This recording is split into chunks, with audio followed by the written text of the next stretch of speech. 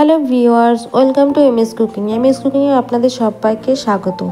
দেখেই বুঝতে পারছেন কিছু একটা রান্না হয়েছে। তো এটা আর কিছুই না, খিচুড়ি রান্না হয়েছে। বৃষ্টির দিনে এরকম খিচুড়ি হলে আর কিছু লাগেই না। তো বৃষ্টির দিনে খিচুড়ি আমার আশা করি সবাই খেতে পছন্দ করি। দেখে নেওয়া যাক আজকের খিচুড়িটা। তো খিচুড়ি কে না খেতে পছন্দ করে। আর কোনো রকম তেমন সবজি না ছিল বাড়িতে, তো যেমন ছিল অল্প কিছু উপকরণ দিয়ে আজকে খিচুড়ি বানিয়েছি। দেখতেই পাচ্ছেন কতটা লোভনীয় দেখতে হয়েছে। যারা যারা খিচুড়ি খেতে পছন্দ করো তারা অবশ্যই বুঝবে। আর বৃষ্টি হলে আর শীতকাল পড়লে কোনো কথাই নেই। বৃষ্টির দিনে বা শীতকালের রাতে বা লাঞ্চে এরকম খিচুড়ি তো খুবই ভালো লাগে। তো দেখে নেওয়া যাক আজকের রেসিপিটি। তো খিচুড়িটি হয়েছিল গোবিন্দভোগ চালে, মুসুর ডাল আর মুগ ডাল আর দুটো ডিম দিয়ে খিচুড়ি। কি আপনারা কেউ কোনোদিন খেয়েছেন? আজকে আমি বানিয়েছিলাম ডিম দিয়ে খিচুড়ি। খেতে কিন্তু দুর্দান্ত হয়েছিল। তো প্রথমে চাল ডালগুলো একসঙ্গে মিশিয়ে নিচ্ছি। আর চাল ডালগুলোকে ভালো করে ধুয়ে নেব, কারণ চাল ধুলে পরিষ্কার করে ভালোভাবে ধুয়ে নিতে হয়। 2-3 বার জল পাল্টে ধুয়ে নিয়েছি। এবার একটা হাঁড়ি নেব। হাঁড়িতে করে খিচুড়ি করলে কিন্তু দেখতেও ভালো লাগে, করতেও ভালো লাগে খিচুড়িটা। তা হাঁড়ি জল নিয়ে নিয়েছি কিছুটা পরিমাণ। এবার এখানে আমি একটা বাটির মধ্যে দুটো ডিম ভেঙে নেব আর ডিমটাকে আমি ভেজে নেব। ডিমটাকে আমি এখানে সরিষার তেল দিয়েছি, ডিমটাকে ভেজে নিচ্ছি। দুটো ডিম একসঙ্গেই ভেজে নিচ্ছি।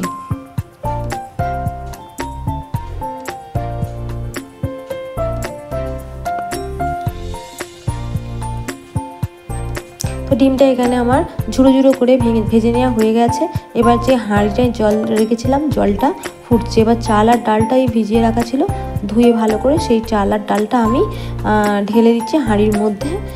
ঢেলে নিচ্ছি, দিয়ে দিচ্ছি আমি চাল ডাল কিন্তু একই সঙ্গে দেবো। আর গোবিন্দভোগ চাল খুবই তাড়াতাড়ি সিদ্ধ হয়। আপনারা কিন্তু এটা অন্য কোনো চালেও করতে পারেন, তবে আমি এটা গোবিন্দভোগ চালে করেছিলাম, কারণ গোবিন্দভোগ চালের খিচুড়িটা খেতে আমার বেশ ভালোই লাগে।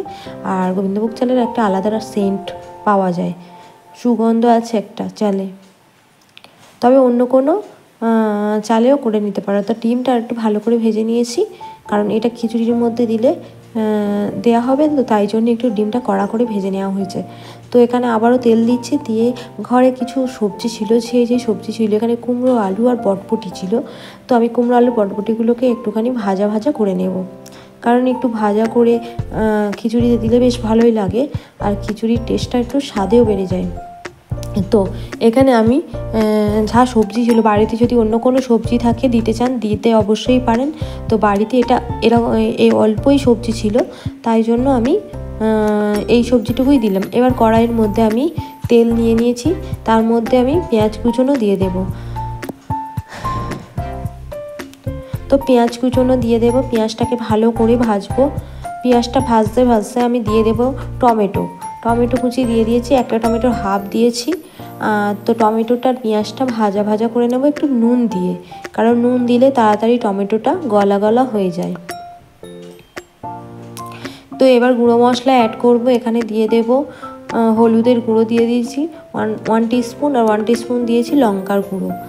তো লঙ্কাটা আপনারা যে যার স্বাদ অনুযায়ী ব্যবহার করবেন। এখানে আদা রসুন বাটা দিয়ে দিয়েছি, একই সঙ্গে আদা রসুন বাটা ছিল, আদা রসুন বাটাটাও দিয়ে দেওয়া হয়েছে।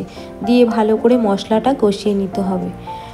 মশলাটা এবারে একটু জল দিয়ে মশলাটা কিন্তু একটু বেশি সময় দিয়ে আমি কষিয়ে নিয়েছি।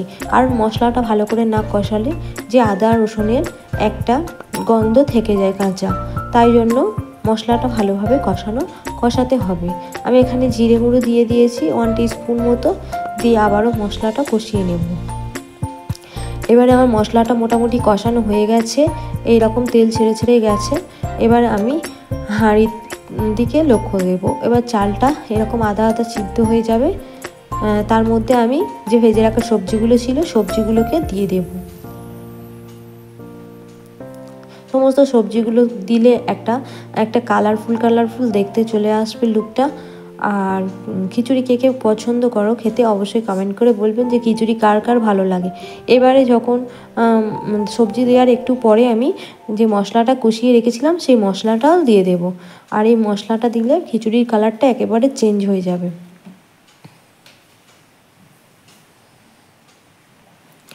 তো এবারে আমি ভালো করে নাড়িয়ে চাড়িয়ে দেবো যে মশলাটা দেওয়ার পরে। বৃষ্টির দিনে বা শীতকালে এরকম গরম গরম খিচুড়ি থাকলে তো অসাধারণ লাগে একেবারে। যারা খেতে পছন্দ করো খিচুড়ি তাদের তো আর কোনো কথাই নেই। তো খিচুড়িটা একেবারে ফুটতে শুরু করেছে, গ্যাসটা একটু বাড়িয়ে দিয়েছি আর খুব ফুটছে। খিচুড়িটা প্রায় রেডি হয়েছে, যেহেতু গোবিন্দভোগ চাল তাই জন্য এটা বেশি দেরি হয়নি। তো খিচুড়িটা রেডি হয়ে এসছে, ভালো সিদ্ধ হয়ে এসছে। তারপরে আমি লাস্ট নামানোর মুহূর্তে আমি ডিমটা দেবো, ডিমটা দিয়ে একদম ভালো করে খিচুড়িটা চারিদিক করে দেবো, একসঙ্গে ঘেঁটে দেবো। এরপরে আমি দিয়ে দেবো গরম মশলার গুঁড়ো, যেহেতু ডিম দিয়েছি তাই জন্য একটু গরম মশলার গুঁড়ো দিয়ে দিচ্ছি, তাহলে একটু ভালোই ফ্লেভারটা পাওয়া যায়। ডিম দেওয়ার পরে আরও ভালোভাবে একটু টাইম নিয়ে ফুটিয়ে নেব, কারণ খিচুড়িটা সিদ্ধ হয়ে গেছিলো, মানে চালটা ডালটা সমস্ত উপকরণগুলো সিদ্ধ হয়ে গেছিলো। আর হাঁড়িতে খিচুড়ি করলে কিন্তু দেখতেও কিন্তু দারুণ লাগে খিচুড়িটা। তা দেখতে পাচ্ছ একেবারে সিদ্ধ হয়ে গেছে। তো ভিডিওটি ভালো লাগলে অবশ্যই লাইক কমেন্ট শেয়ার করবেন। এবারে আমি একটু স্বাদ মতো চিনি দিয়ে দেবো। চিনিটা আপনারা স্কিপও করতে পারেন, তবে চিনিটা আমি দিলাম কারণ আমার ভালো লাগে। তারপরে আমি 1 চামচ ঘি নিয়ে দিয়ে দেবো উপর থেকে, দিয়ে কিছুক্ষণ এটা ঢেকে দেবো, কারণ ঘিয়ের ফ্লেভারটা থাকার জন্য আমি হাঁড়িটাকে এবার ঢেকে রাখবো। খিচুড়িটা একেবারে রেডি হয়ে গেছে, আর একেবারে খিচুড়িটা একদম রেডি। এবার গরম গরম সার্ভ করবো। তার আগে আমি কিছুক্ষণ হাঁড়িটা বন্ধ করে ঢেকে রেখে দেবো কিছুক্ষণের জন্য।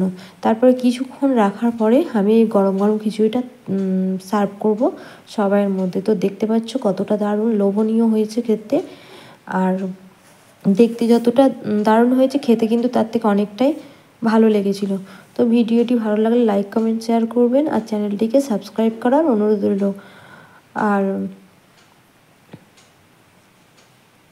নতুন কোনো বন্ধু হয়ে থাকলে চ্যানেলটিকে সাবস্ক্রাইব করে থাকবেন। তো ভালো থাকবেন, সুস্থ থাকবেন, আর সকলকে ভালো রাখবেন, নিজেদের খেয়ালও রাখবেন। তো গরম গরম খিচুড়ি আমি সবার মধ্যে সার্ভ করে দিচ্ছি।